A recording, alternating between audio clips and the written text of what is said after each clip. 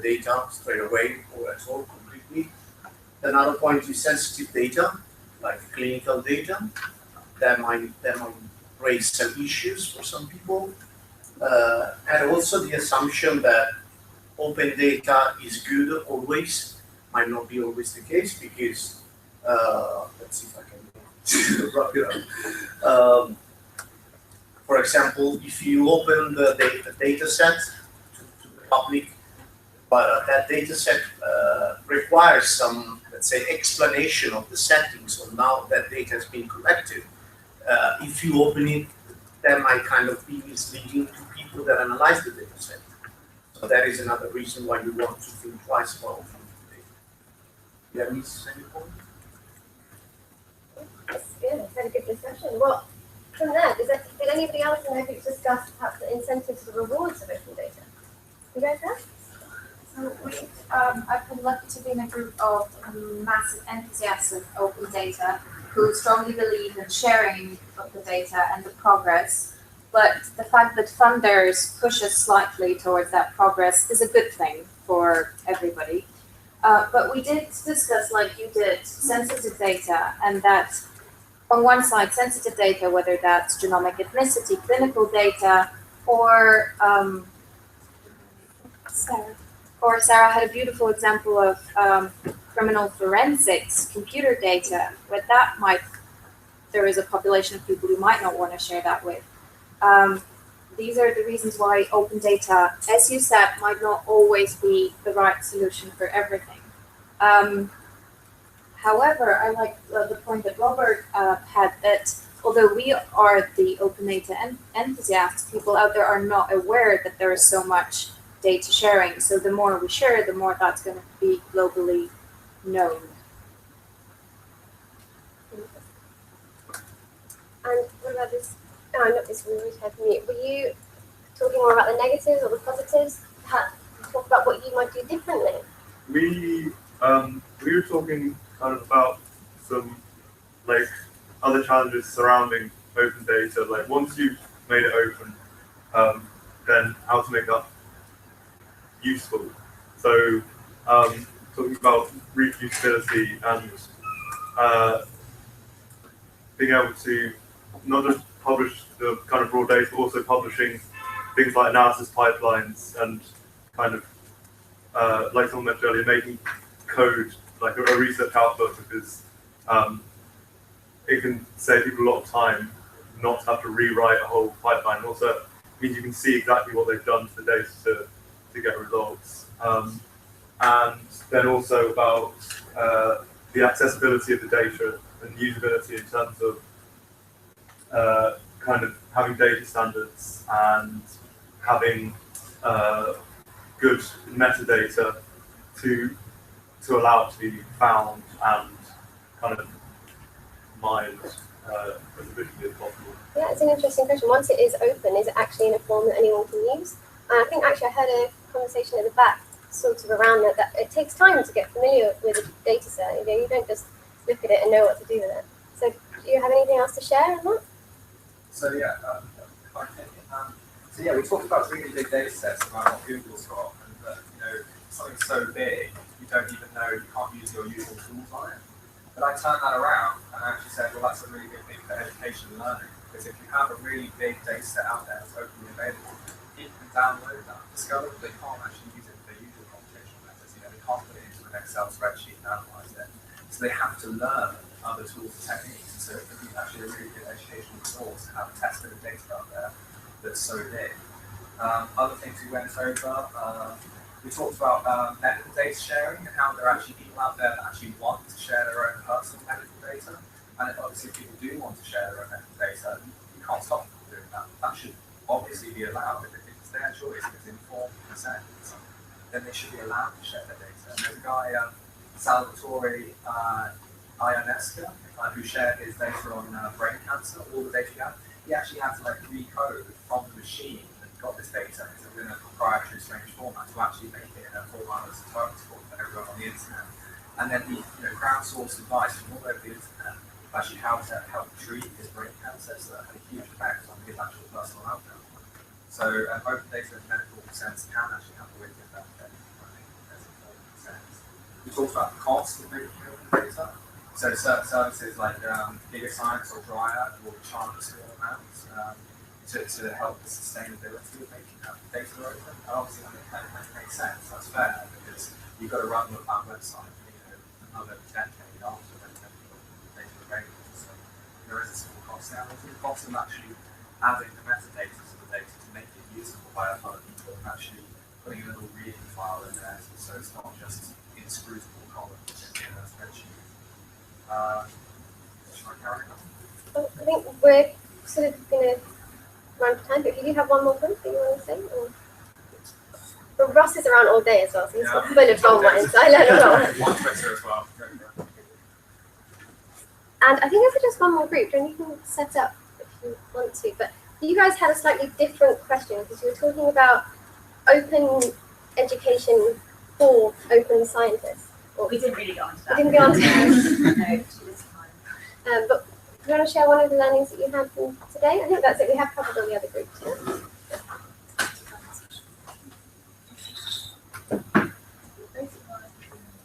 Yeah? I mean, we did talk about why not do. We touched on it slightly in that there's certain knowledge and technical ability and skills that people need in order to make their data open, which are not necessarily widely taught to graduate students and early career scientists.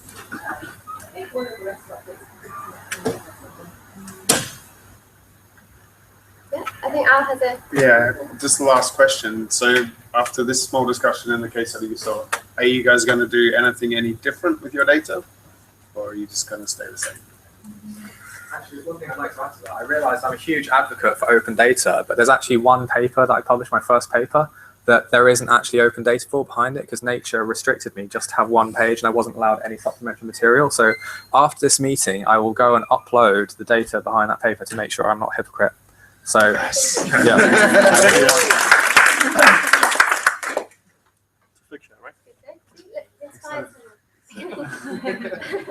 Unless anybody else has anything to add, we're going to have a quick introduction from John about Overly, and then continue with the second session, and then in an hour there'll be another coffee break. So,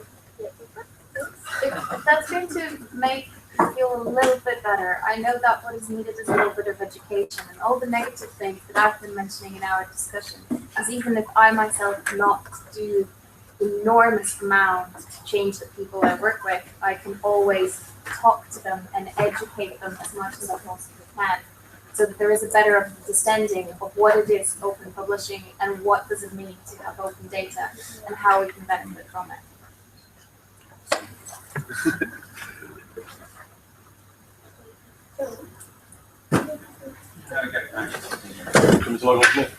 No, yeah, back to the other project. It was logged on as me beforehand. Yeah. while we deal with this computer problem, has anybody had any Wi-Fi trouble or still need a login? Yeah, if you've got individual logins, you've had conference. I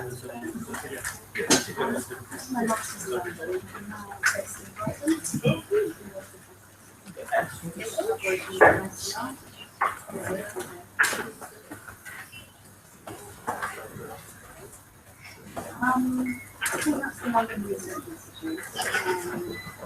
ICR is actually very awesome.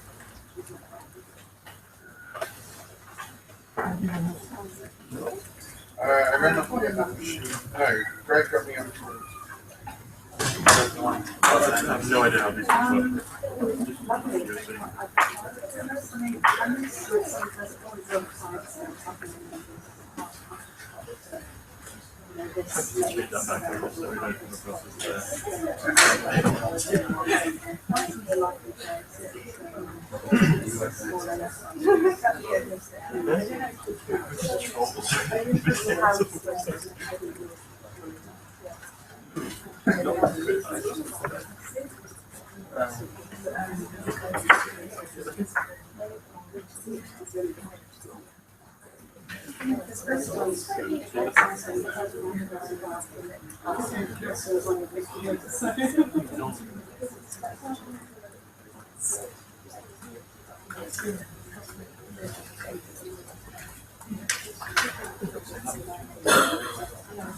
Oh,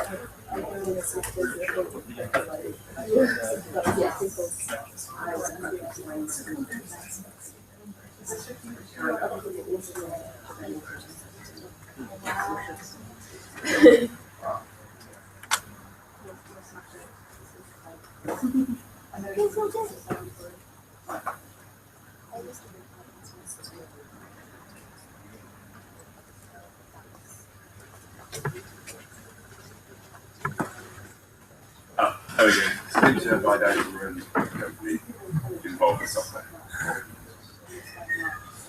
So I'm just going to give you a quick 5-minute overview of Overleaf. It's a tool to try and help researchers write and publish papers more effectively. So, as we've heard a lot today about open access, open data, and open education, that's all built upon what the internet's brought in terms of collaboration and connectivity. But a particular problem that I found as a mathematician when I was working in research was that there was no easy way to write up research, especially collaborations between others. You just get into the point where you're emailing files around all the time. You're dealing with multiple versions of the same documents, and when you're submitting to particular journals, often you have to spend hours typesetting and formatting your paper. But it really doesn't have to be like this nowadays. What we built is a tool called Overleaf, which is an online collaborative editor, a lot like Google Docs, but from which you can actually get the typed output alongside the editable version of your document. And it's based on LaTeX.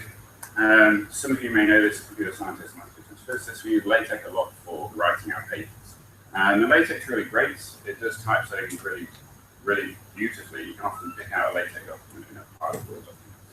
But it's been really hard to get more people using LaTeX and for people to pick it up. It's traditionally had a lot of barriers. It's a huge thing to download and install. And much like writing blogs, a few years ago, in order to write a blog, you needed to know HTML to set up a website and to get your blog online. Now WordPress has come along and you can write and publish content on the internet without even knowing that you're writing code. So this is what we're doing with Overleaf. And we built it as a collaborative tool for authors so that you could just create a new document, share a link, and all the authors can edit at the same time. But what we realized through some of the work we've done with open access publishers is that actually this can help solve a lot of other problems within the publishing workflow. Because really, reviewers and people involved in publishing, such as copy editors, producers, they all just need access to that document. They all need access to the document at different times to do their particular piece of work on it. And so basically what we can do is provide a central version of the document that different people go in and edit at the right times to help get that article out and published quicker. So Overleaf's being used by a lot of different people, but in particular students. About 2/3 of our users are students, because they just find it the easiest way to get started writing their projects. And we have about 150,000 authors now, spread all over the world. There's been over 1.5 million documents created. And it's not just research papers, that's posters, CVs. One of the first projects created was a wedding invitation. We wouldn't have been using LaTeX and self-producing wedding invites would have been my first choice, but that's what someone did. So it gets used for an awful lot of different things. And we've been adding quite a few cool features, so you can add comments now, or you can track changes. And that was particularly in response to people who said, I've written this paper now, my supervisor just asked me to change it into Word so that he can leave comments easily and so he can see track changes. So we're trying to build in tools that are useful kind of the different people involved in writing an article. We've also been working with some journals, so you heard from Eva earlier from National Thousand Research. We've done quite a lot of work with them to make it easier to submit your paper directly to their journal. So rather than having to download all the files, collect together all the figures, and all of that together yourself, you just hit submit. We pass those files across, and we also pass the metadata across so that rather than you having to rekey it or an editor having to type back in the title, the abstract, and the author, that all goes into the form automatically. So it's a much more streamlined way of submitting papers. We're also linking up with other services. So Independent peer review is another way, another innovation that's been coming along recently, where you submit your paper to a particular service for it to be peer reviewed and then submit the paper with that peer review to a journal. So we can link directly to those sorts of services. We're doing a promotion at the moment for PeerJ. So if you sign up for a WriteLatex account, you get a free PeerJ account. If you sign up for a PeerJ account, you get a free WriteLatex account. Also kind of try and help connect the different services that are there in academic publishing. So if you'd like any more information, grab me afterwards or go to our website. Very much.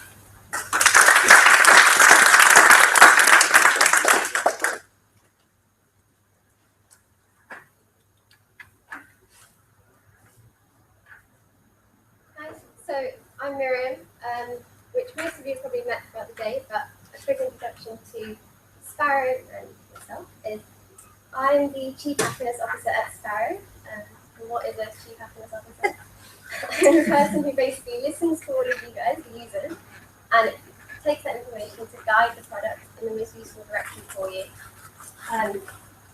Sparrow is your recommendation engine for scientific information. And it's called Sparrow, like a bird, because we help you keep a bird's eye view on science. Okay, so I don't have to a quick background to how I found Sparrow. So I was a researcher working in the same office as the two founders. The company I worked for had found a way of making a lot of material very quickly. They'd made graphene and they didn't really know what to use it for, and I'm sure you know from the news, it can be used for potentially anything.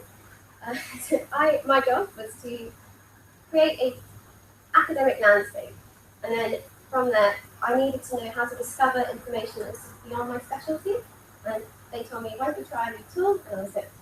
And unfortunately for them, I started having a bit too much fun with Sparrow.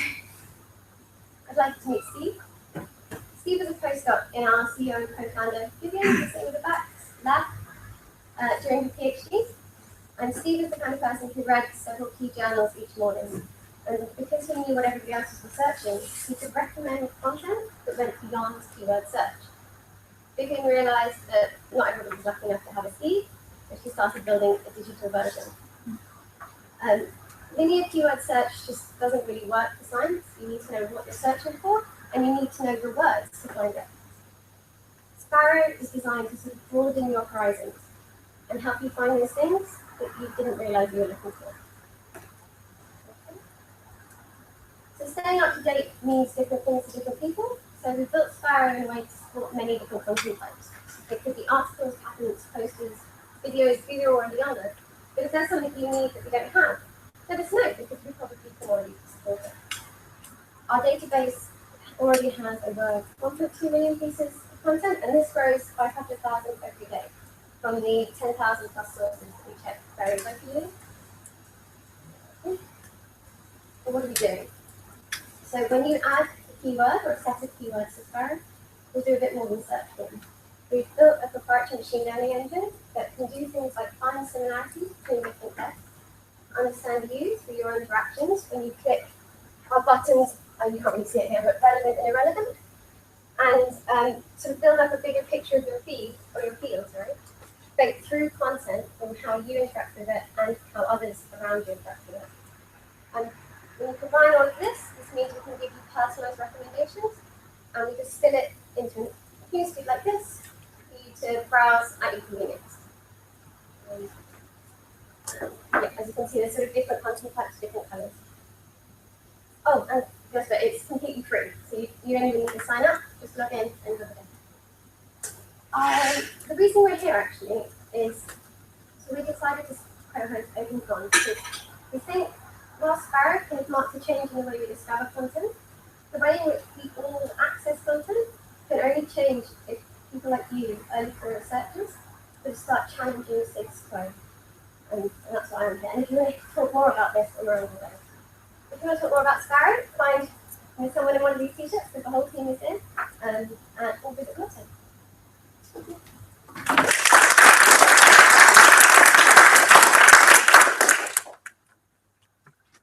next up we have Stephen Curry. He's a professor of structural biology here at Imperial, and he's also a very vocal open access advocate. He's going to talk to you about pretty sure. But I'll let him take it from here. Thank you, Marianne.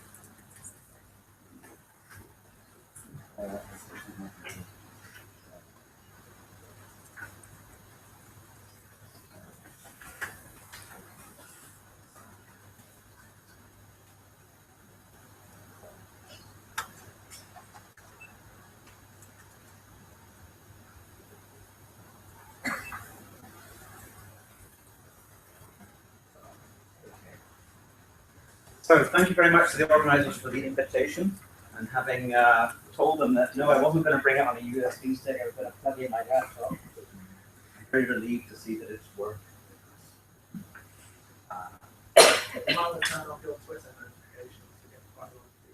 Alright, it's silence now. Oh, I hate it when there's two screens. I'm going to stand in the middle if I try to, and I'll probably point either way. Okay, my name is Stephen Curry. I'm a professor here at Imperial College. I'm very obviously not an early career researcher, as you can tell. But what a wonderful thing it is for me to see Peter Murray Rust in the audience, because at least I know there's somebody here who's much, much older than I am. So I want to talk to the theme of open access, publishing, and not perishing. But first, I want to tell you how much I love this photograph. Now, fellow nerds in the audience will already have recognized it, but if you zoom out, you will all hopefully realize that it is a photograph of Comet 64P, on which, just a few days ago, the Philae lander just about landed. And I love it for a number of reasons. I love it because it reminds me of my childhood fascination with space and space rockets. Even a child from Northern Ireland was able to fantasize about things like that. And I love it because it's one of the most exciting topics and scientific investigations that's going on around the world today. And I love it because there's such detail in the photograph that you can really picture yourself being there. Not that I myself would like to be X billion miles away from planet Earth necessarily. But I'm also, I'm also interested in it. I was going to run again.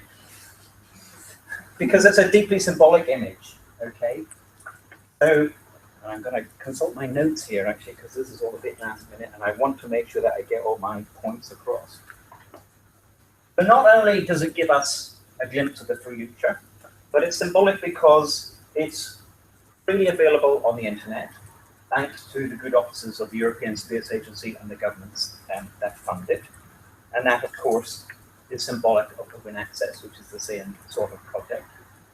It's also representative of the internationalism of the scientific community, and I use that word community very deliberately, and it shows us the great things that humankind can do when we work together on a project. And I think that's a bit like open access as well. And it's also the fusion of an ambitious and idealistic goal with pragmatic necessity. It's necessarily an international project because these sorts of things are so difficult and so expensive that no single nation, even America, could manage to land a probe on that distant comet. And that fusion of ambition and necessity, I think, is also very much symbolic in open access. So that, in a nutshell, is why I am very much in favor of open access. It's simply, I think, one of the most exciting things that's happening within the research enterprise at the moment, and it's something that we can buy into, I hope. But it isn't a risk-free project, and so I wanted to speak a little bit to the risks that pertain to it, particularly to try and sort of frame that from the perspective of an early career researcher, which, as I already pointed out, I no longer am. But first, just to sort of make sure that we're all on the same page, I'm afraid I missed the first hour of this, so there it goes. And so, yeah, okay, what language? So, open access, I'm not entirely sure if everybody is as familiar with it as some obviously are in the room. I recognize some of the faces, but not all. But it's a project that's been going certainly for a couple of decades, but here's a declaration that sort of defines the terms of the agreement, or the understanding, shall we say, the free availability on the public internet, permitting any users to read, download, copy, distribute, print, search, or link to the full text of articles, crawl them for indexing, pass them to data as software. So it's about making scientific research, any type of research, freely available and on the internet. There are various different flavors of it. The gold flavor, most people will have heard of. That is about making articles free to read via the medium of the journal or the journal's website. And then there is green open access, which is about making the article, and often it's the author's peer-reviewed version, but that depends on the details of the particular route that you go down, available through a repository, typically an institutional repository, but there are some subject-based repositories that people use as well. That may be encumbered by an embargo period, which is the publisher sort of protecting their profitability.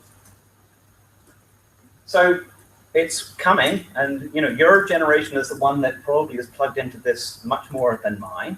It's kind of taken us a bit by surprise. We're certainly glad to have seen it. I spent most of my PhD pulling massive tomes off the shelves in the library, and I wonder, have any of you ever had to do that in your young lives? You may be glad to have been spared that. But now that we have the internet, the way that we can disseminate and share information has transformed utterly. And it's something actually in the UK that has garnered quite a bit of political support, part of it driven by David Willetts, but there are many other players too. And that's really quite something to get that level of high-level support for a project that is largely, on the face of it, academic, but very much not academic, because it ripples out. It's one of the ways in which academia ripples out into the real world and has a real impact. But Willetts is on board. He told the publishers to try to preserve the old model is the wrong battle to fight. Dame Janet Finch, whom he appointed to look in detail at the issue and who did a so-so job, shall we say. It was somewhat controversial, but the report does at least put in black and white the principle that the results of research that has been publicly funded should be freely accessible in the public domain, and that's a fundamentally unanswerable argument. And so that is the writing on the wall. That is the way that the currents are moving. So the government, in some ways, looking not just for transparency, which is a high ideal, but also looking for value for money from the research money that they invest in UK research, UK science. And although that money has declined over the last 5 years, and there's probably difficult times yet ahead, as a taxpayer myself, even though I'm also a scientist, I'm very interested in making sure that we get good value for public investment. And open access is part of that project. We have a new science minister, or Minister for Universities and Science and Cities, Greg Clark. According to Research Fortnight, he's listening to the debate. That's as far as he's prepared to stick his neck out right now. But I think probably if we're going to look for political support, we may need to wait until after next year's general election. But it's not just ministers are noticing. This topic has been discussed in both houses of Parliament within the past year or so. The House of Lords looked at it in February last year, and then the House of Commons again. And so there is political impetus behind this. We are getting the ear of people who matter. And of course, as you've heard to some degree earlier today, then it is being driven by funders. Wellcome Trusts has long had an open access policy, also has the deep pockets to fund it. Ours UK has come out with a policy that largely supports gold, but will it set green? There was some controversy attending that when it was first announced, but they are at least now trying to enforce it. There will be compliance monitoring, and that will help universities and researchers around the country who are funded by research councils to make sure that they do it. Those of you that read the papers will have seen that the Gates Foundation has come out with the most aggressive open access policy, which means that Gates-funded researchers after 2017 won't be able to publish in Nature or Science under their current publishing policies, because things have to be deposited immediately without any embargo. One of the big changes, I think, and I applaud this mightily, is from HEFC. Now, perhaps at this level of early career researchers, you don't really understand the import of this, but if you look to your sort of faculty colleagues and heads of department, you will see that they will be looking very drawn and tense in the week running up to the 15th of December, because that is when the results of the REF, the Research Excellence Framework exercise, are published. That result, the mark, the grade that your department gets, is highly influential for the money that they will receive from PEFSI over the years to come. And every single department in the country takes that extremely seriously. And in future, if you want academic or research outputs to be refable, to be considered, then they have to be deposited upon acceptance for publication. And so I think that will really help to ensure that institutional repositories fill up really rather rapidly post 2016 when this policy comes into force. So lots of people are talking about it. The path is upward in terms of the amount of published research that is being made open access, either in traditional outlets and people are paying for it to be made open access, or in new and rapidly rising all sort of born open access journals, which generally these days, of course, operate online only. There is no paper version. And these days, there's no real need for there to be one. But if it's such a good idea and so many people are behind it, you know, how come we still seem to be struggling a bit? Okay, there's lots of movement in the right direction, but it's not nearly as quick as many people would like. Legacy publishers have a very successful business model that they're invested in, the subscription model. They've made good money out of it. So they're typically drawing Elsevier, Springer, Wiley, Informa are pulling in profit margins of sort of 32 to 40%. Okay, these are profit margins that companies like BMW would love to have. Okay, Apple Computer, I think, manages about 35%. Arguably, Apple Computer is a genuinely innovative company. These people are profiting on the back of an awful lot of freely donated labor. And there have to be questions to be asked about that. I include in this the publisher Hindawi, which is an all open access publisher. And they're actually doing the best of luck, 52% profit, okay? And that's not good either, okay? So this is all examples of so-called, what I would call predatory behavior, okay? These people are not giving value for money to the research community, to the UK taxpayer. And we are, at the minute, helping them towards these profits. So we may want to think about how we do that, but that's not a trivial matter to solve. Okay, a very useful source of information on all things open access is Timothy Gower's Fields Medalist. So somebody was talking about maths. It did, so the little demon in the back of my head said, you know, why should maths papers be open access? You know, who's going to read them apart from all these mathematicians? You know? So, but that's a terrible, terrible thing to say. Okay, that just shows my bigotry. Researchers are another major obstacle. Okay, it's us. Okay, not you guys. Okay, I know you guys are totally with the project. Okay, but us old guard are invested in the system too, just like publishers are invested. We're not particularly well informed. Partly that's because it's bloody complicated. Okay, all this open access stuff. But we don't really know what our subscription costs are. But we've seen in the past year some interesting freedom of information requests to try and reveal that data. But this college spends £5 million a year. In the UK, we spend something like £150 million a year of PEFSI money just paying for journal subscriptions. We don't really know how open access works or how it benefits us. You know, we know that we've got to publish papers to advance our careers. We know there is this thing called open access, and it's the sort of thing that we only attend to after the paper has been published, and then you look back at the grant award letter and you try and figure out, well, what are the terms and conditions? Does it have to be open access? What does that mean? I'll ring the library. So it's very much a sort of secondary background issue that people haven't been aware of. And people aren't so much aware of the citation advantage. And that's understandable, I think, because it's quite hard sometimes to get this information. I actually got this last night from Alma Swan, who will publish it soon on the Spark website.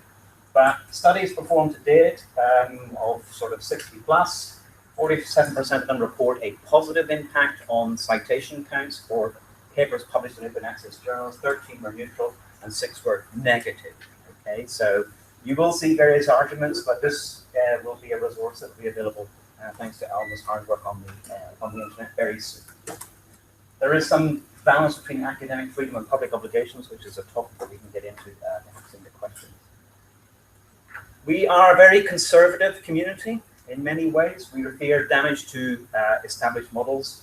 that we have relied on for the benefit of our careers and our career advancement. We are addicted to impact factors, and it is the primary factor that appears to be mentioned in any discussion of grant applications, of promotion considerations, of hiring decisions. And we really do need to get away from that. We're suspicious of the web and new journal. Scientists might have invented the World Wide Web, but it takes a while to wean ourselves off papers. It takes us a while to wean ourselves away from established journals. And by an established journal, of course, I mean one with an established impact factor, because that's what people understand by that. So we have to think about that. There are concerns now and then about peer review standards of open access journals, particularly under the model where author pays. And some people like rather superficially to present that as author pays, so author gets what author wants. And that is really not the case, of course, for many open access journals which adhere to high editorial standards. And Buchanan's thing was a sort of exercise in smearing the open access community that was really rather reprehensible and very poorly performed. I'm amazed that Science actually published it. But there you go, that's the editorial standards at some of the established journals. This business of impact factors, it is built into our assessment culture, and I'm sure it's something that you guys are all too familiar with, having talked recently to many early career researchers. It's the one thing that you worry about, your publication record. How is that going to affect how you are seen when it comes to applying for faculty positions or your next postdoc position? And we have got a great deal of work to do in this area, and it's not down to you guys to do it necessarily, it's down to all of us, okay? And it's as much the responsibility of the old guard, perhaps who benefited from it, okay? We might have to look hypocritical now and then, but we really have to sort of stand up and face this. I can recommend reading Ron Vale on this topic, and it's about thinking about forms of assessment that are actually fair and based on real information, okay? The impact factor is a proxy for quality, and it's a diabolically bad proxy. And so anybody who uses it and relies on it heavily really needs their head examined. But we do have to start challenging people when they come out with, oh, X is published in this journal or that journal. Okay, what have they actually done? There are so many cases where people are making decisions about individual scientists, young scientists, when they don't really know what's the science that they've done. And surely, to goodness, that's the sorts of things that you should be assessing people like. Randy Sheckman, late of the Nobel Prize, has decided to boycott the top-tier journals as a way to help it. Massive cries of hypocrisy, because if you look at his CV, it's Cell, Science, Nature is sort of the trend that you see. But I think that was a bold step. I mean, it was a brilliant piece of PR to do it in the week that he was actually in Stockholm to collect his Nobel Prize, and did create a lot of noise. And some of those noises are now being heard. We've seen recently the research councils, as part of their open access policy, have changed, and built into that policy is a statement: when assessing proposals for research funding, RUC UK considers that it is the quality of the research proposed and not where an author is published, not what's the impact factor of the journal that they published in, is what they mean there, that is of paramount importance. Okay, so they actually come out and said that in black and white as late as 2013. Now that's a nice form of words, okay. The rub will be is if whether the grant panels and review panels actually believe that or read that information when it comes to making the decision, and whether the chair reminds them of it and enforces good behavior. Okay, it's not enough just to come out with a nice policy. Okay, we've got to work at it. And again, it's up to us to do it. Those panels are staffed by faculty members from universities around the UK. Okay, and another very important initiative, I think, that really needs to be continually promoted is the San Francisco Declaration on Research Assessment, which, as far as I understand it, one UK university has signed. One. So all credit to Sussex University, which is the first signatory.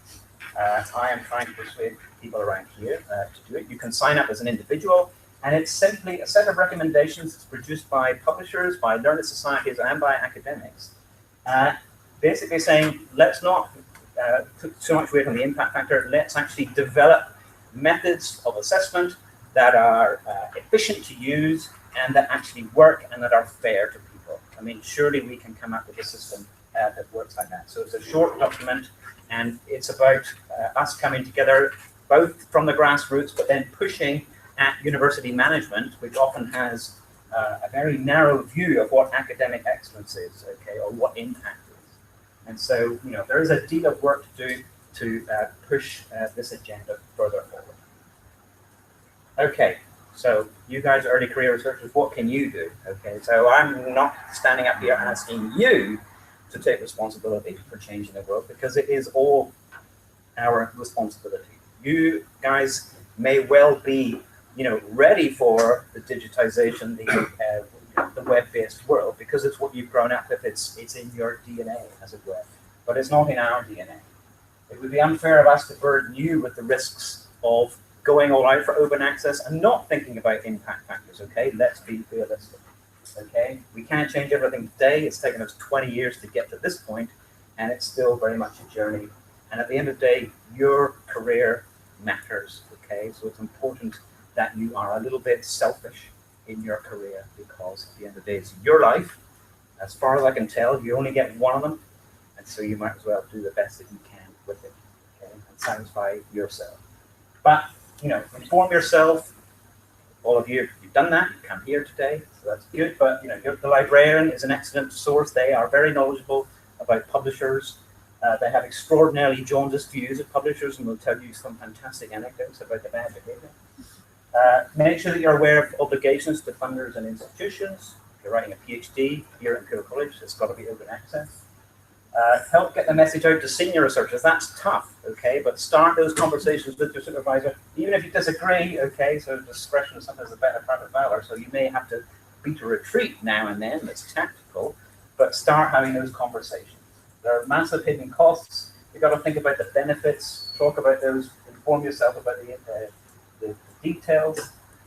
We also need to have ABC mechanisms that are fair and visible. That's not really something for you to deal with, but obviously something that we need to support by supporting new sort of light, nimble publishers who are actually offering good value for money.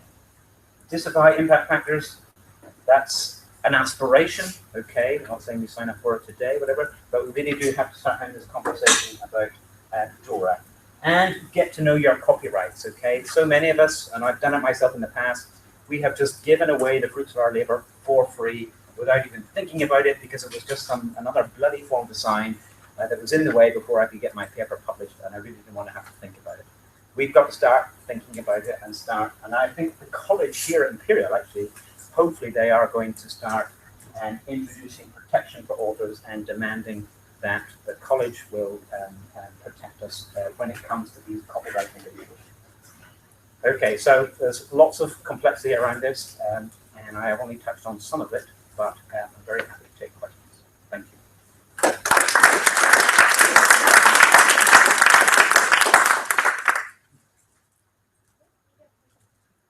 What do you think about the H factor? The H index? The H index is a one-dimensional number trying to capture a multi-dimensional phenomenon. Okay, I am a human being. I am not a number. It is a good indicator of how old you are. It is not necessarily a good indicator of how good a scientist you are. Any of these numbers, I think they are useful insofar as they should be just the starting point of a conversation, okay? Oh, so-and-so is published in Nature. Let's have a look at that, okay? Don't just say, oh, so-and-so is published in Nature. Let's hire him or her, okay? So one has to be intelligent about these. So, and the H index, it's very easy to misread it, to distort it. So someone who publishes 3 papers, but each of them has been cited 1,000 times, versus somebody who published 10 papers that were published 10 times. Okay, the first guy has H index of 3. The second person has a H index of 10. Which one has had the more impact? So one-dimensional numbers are of limited value.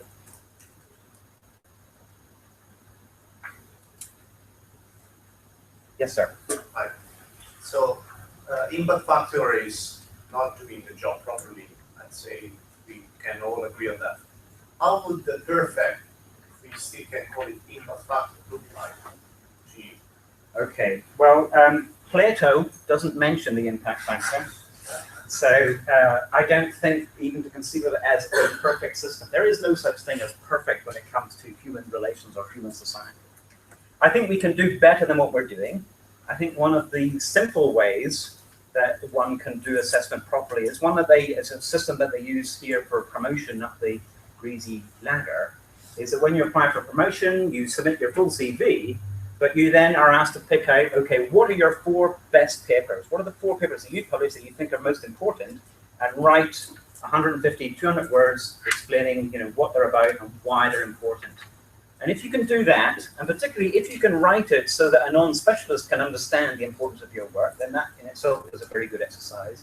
It then facilitates work at a panel, and often panels who are looking at grants or looking at job applicants or looking at promotion applicants, they are overwhelmed by paperwork, so we do have to keep it concise. So there's no such thing as perfect, but I think there are workable mechanisms that will give us the information that we could use to make a fair and proper assessment of somebody's contribution. And it isn't, of course, in a university setting. I'm director of undergraduate studies in my department. It's not just about research. Is that person a good teacher? Okay, if you read Ron Vale's paper, is that person a good PhD supervisor, a good mentor to postdocs and early career researchers? It's about trying to sort of assess all the different aspects of the rich and various things that we do as part of any academic career.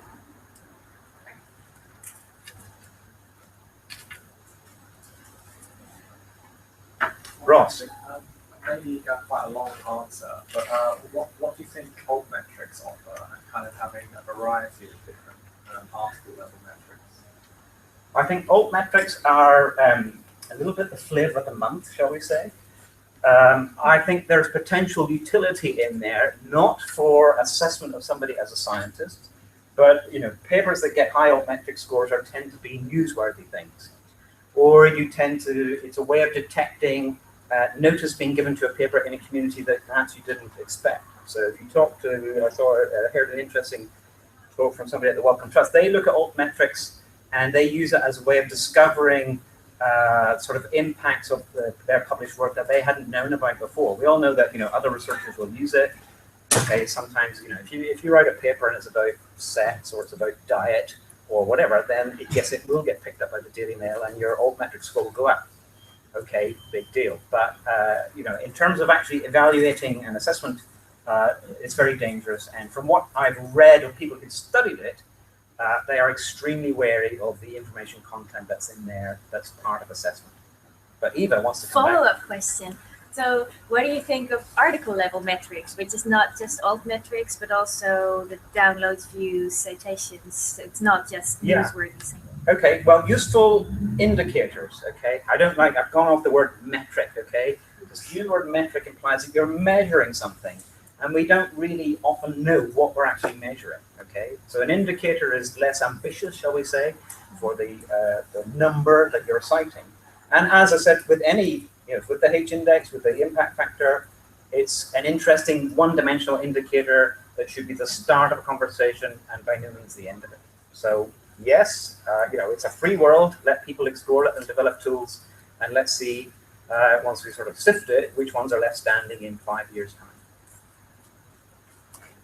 Okay, stop the question there. Susie, I'm going to stick around for till about 4:30. okay, so we've got a couple of minutes. If you've got any more, I'm sure you wouldn't mind being grabbed. I'd like Well, I don't mind being grabbed. I don't mind being asked questions. Also, a round of applause.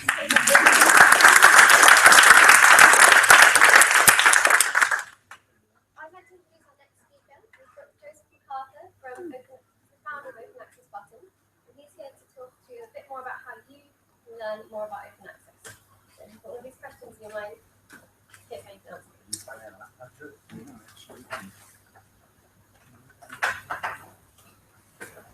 Well, you want this? Yes,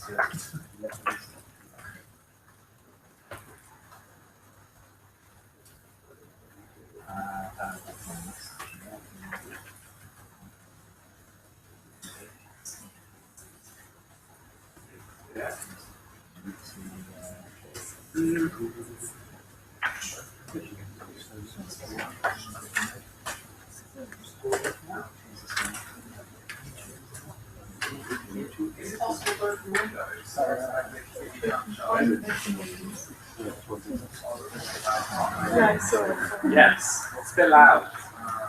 Get out here. You'll know you're allowed it. Yeah. Just be really loud. Yeah, I'm sure I can. Yeah? Alright. I can just run back. Yes.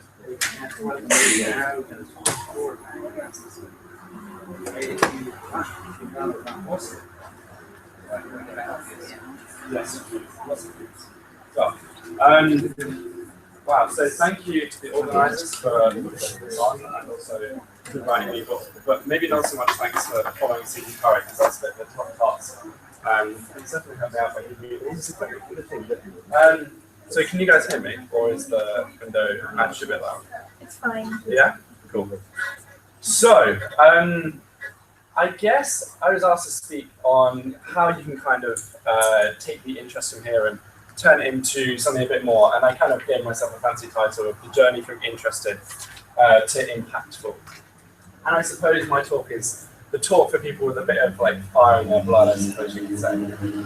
So again, just to introduce kind of where I'm from. So I'm the assistant director at the Right to Research Coalition, which is a grassroots network of students from basically all over the world. There's about 80 organizations now part of the network.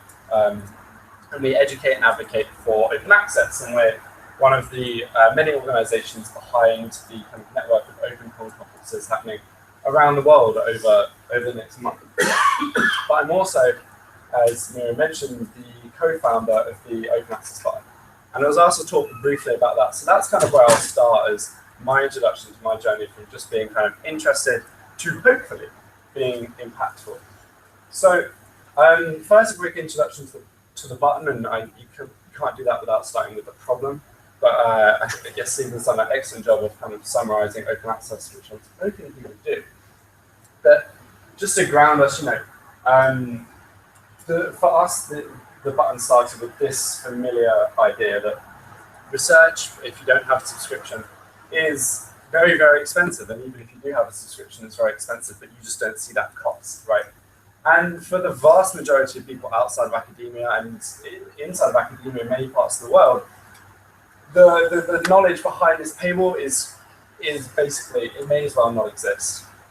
And coming from the background that we had, that was just kind of not an acceptable thing. So we started to build a tool which would help to tackle this problem. About a year ago now, actually maybe a year ago, give or take a week, we launched a beta for this tool, which was the Open Access button. I'll go into exactly what it was in a while, but it's tracked about 10,000 people. And I mean, this is a tiny slice of what's going on, who were denied access to this. And it tells their story, hopefully, in an interesting way. So what actually is the Open Access button? The button is now a suite of apps on both the web and on your mobile, which help you get access to research. It's really quite simple. Next time you find a paywall, if you've got the button installed, just click it, and the button will, one, track that you've been denied access to that research, and two, help you try and access it. And the way it does that is by going out and searching through various search engines, through kind of research repositories, which are kind of like, I don't know if they've been mentioned here, but basically a lot of institutions will have repositories which they want you to put your research into as part of making it open access, but they are often quite hard to find and also know about. So we try and link into those to make that an easier thing for you to kind of grab into. And we also will try to directly email the author to ask for that paper, and then if they give it to us and the copyright is kind of all good, we'll make that available to everyone, hopefully via the original repository. But essentially it's very simple. You can get it on the web, on the mobile, and that's really all I'll say about it. It's got a fair few thousand users since it was launched about a month ago now. Dates have kind of passed at this point. And it's doing relatively well. To briefly go, I've kind of already gone over how it works, but so we'll just kind of ignore that entirely. So, but to go back to the start, my journey from kind of very interested to impactful. For me, the point I got interested was when I started working for the pharmaceutical industry, which was a dark time. But it was kind of enlightening. It was my first time stepping out of kind of university environment where I'm at UCL, which like Imperial has a lot of money to spend on subscriptions. but I stepped out of that environment for really only a year to do some research with pharma. And I found constantly, again and again, that I was being denied access to the research I needed. I was suddenly discovering there were paywalls everywhere that I didn't know about before that. And that really started to make me interested in what was going on here and were paywalls just kind of a fact of life. And I went to a conference and I met Nick Shockey, the director of the coalition, of the Right to Research Coalition. And he told me that essentially this didn't have to be this way, and that there were ways in which you could go about this to basically get behind that paywall. So I'm really tired. So to get behind that paywall, and that's really when it clicked for me. And I became not just interested but invested, I suppose. And so after just a couple of hours learning about this and learning about kind of the landscape that was around us, we were asked to start a campaign, but we decided to do something really quite different. And we sent an email about 2 or 3 a.m. This was kind of when we built up this idea after just chatting online for a while. And we came up with the idea of the Open Access Fund. And about 18 months later, we're kind of here today. But as you can kind of tell from, I'm doing a pretty good job of displaying this right now. At no point did we know what we were doing on this journey. We may have gone from interested to invested, but that didn't mean we were having an impact. It didn't mean we really knew what we were doing.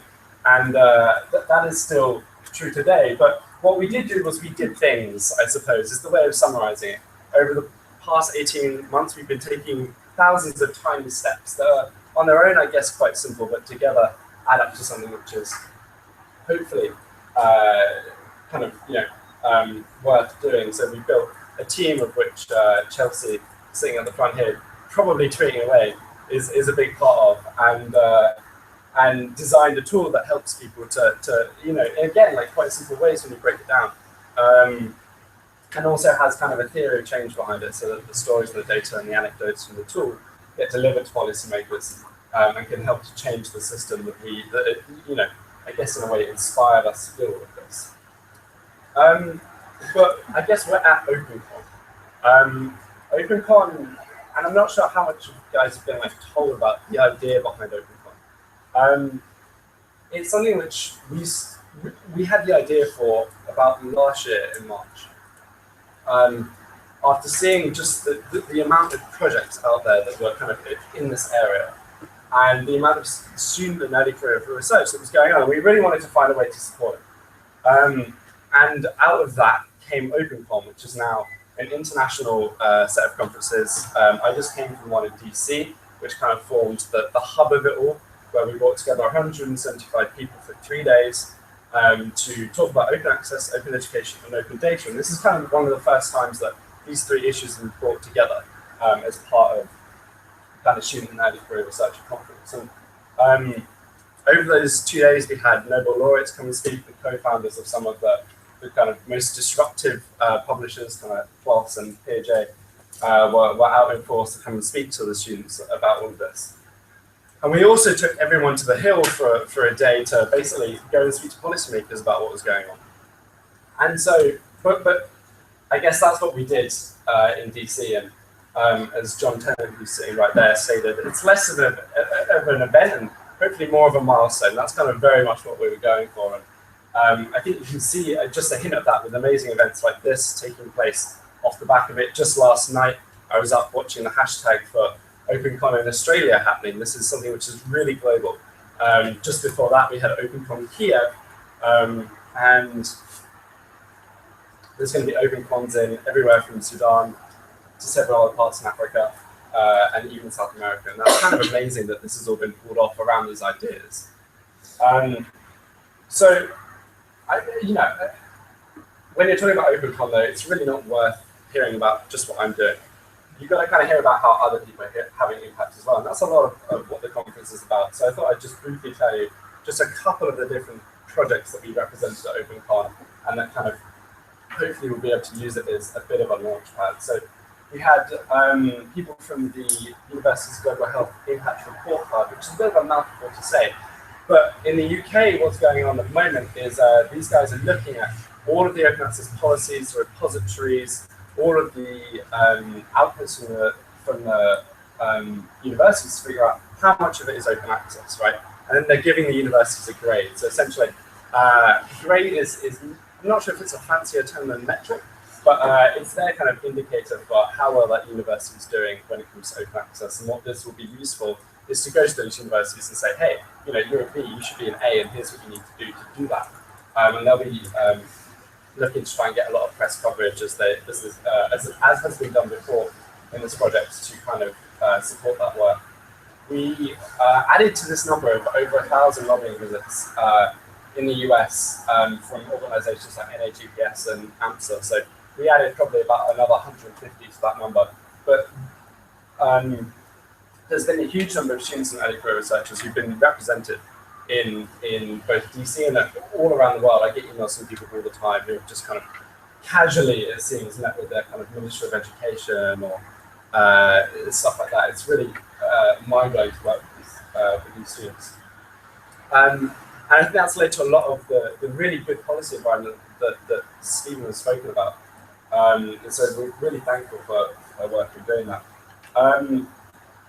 You couldn't really talk about research without thinking about scholarly professional societies, and students, again, here in the UK have been leading the charge there with getting them to pass kind of essentially open access policies or supporting for that for those open access initiatives.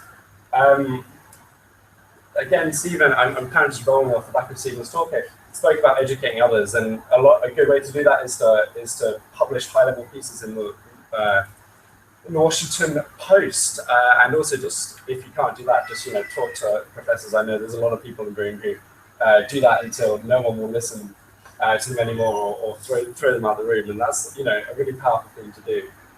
We've had students again come up with really cool ideas, like the Open Access Challenge, which basically says, okay, give us the people the experience that started me off on all of this. Saying, okay, we're going to take away your university network and see what you can do.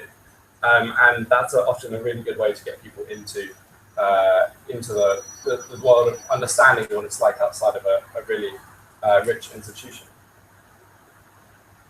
We had a couple of representatives from Open Access Nigeria, Nepal, and Tanzania, and also Open Sudan, who are doing just amazing work, grassroots work in Africa to make sure that their research systems develop with open as the default, and we don't have to go back and do the same kind of work we've had to do over the past 20 years to change the system from closed to open. One really good example of this is MSARC in Kenya, who managed to educate more than half of their medical students in around a week about open access and some related issues. And I think it's worth mentioning, I'm wondering if you've all heard of Open Access Week.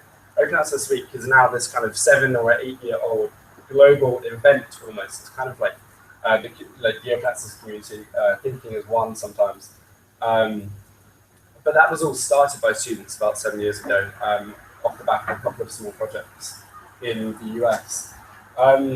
When it comes to finding out, even informing the debate, students again can be seen to be key in this. This is a survey taking place kind of across Europe, but mainly in the Netherlands, around students' access to research. So looking at, okay, who can actually get this stuff? And it's kind of taking a much more scientific approach to some of the things we're doing at the bottom. And OpenCon also hosted at least 10, there may have been more, I lost count midway through, lightning talks, some kind of new projects, which are somewhere between, interested, invested, and making an impact. And that was really cool. So I think that all of those examples lead to the outcome, which is people like John Walensky is saying that the degree of student involvement, and that's often meaning also early career researchers, engagement in issues like this really moves it forwards. Like you guys' voices are really, really important in making sure that we move from a closed world to a world where open is the default. So that kind of brings us back to here, this satellite event, which has been going on for a couple of hours now, and hopefully to the 13 or 14 others which are happening across the world. And I kind of come with good news, which is you're already on a journey, clearly, from being interested to maybe invested and then to impactful. And I wanted to give you just 3 simple ways on top of what the ones that Stephen spoke about, that you can kind of move forwards in this process and have your voice heard in the debate. Well, explore the joke. So the first thing that you can do is just start learning, or continue learning would probably be more appropriate. And a great way to do that is self-plug is through the things which are happening at OpenCon this year. So we put up all of the talks from OpenCon online. There's like 14 hours of educational material there, alongside kind of much shorter snippets, which are kind of more digestible. You know, if you started to go through those over the next, over the next couple of months, you'd probably come out the other side an expert. At least that's the idea. If at the end of that 14 hours you feel like you want to learn even more, we're already planning for OpenCon 2015, and it's going to be bigger, better, and shinier. You can try and be open yourself, and sometimes this means not just publishing openly, and which can be quite difficult, but just talking about it with your professors. This is like Stephen mentioned, it is really, really important to do. And then if you want to take on a slightly more advocacy kind of twist on things, you can support fellow students across the world who are struggling with this issue on a day-to-day basis. Diego Gomez, I won't tell the full story now, but he is currently undergoing trial with the prospect of a very long jail sentence and large fine for sharing a piece of research. And we, alongside many, many other organizations now, are supporting his fight to basically be able to share research openly. It really shows the kind of the things that can go wrong with this system. But finally, I want to say, I can give you 3 easy steps to get you going, but the truth is, and we learned this at OpenCon, that everyone has a different story on going from interested to impactful. There is kind of no one way to do it. There are some really good rules or guidelines that you can go through, which will kind of get you halfway there, and I'll kind of leave it at that because I'm expecting Peter Murray-Russ to kind of pick up from that point in the final keynote. That's not a slide.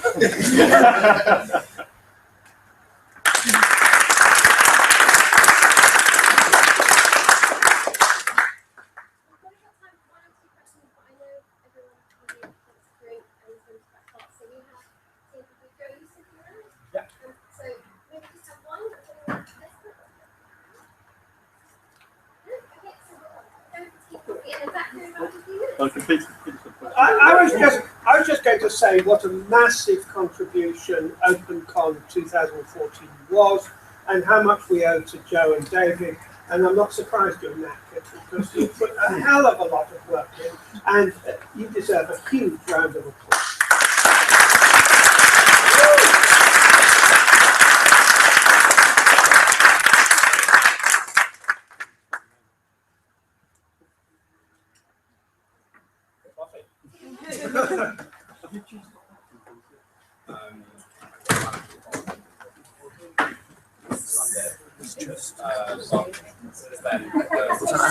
Was that on the way?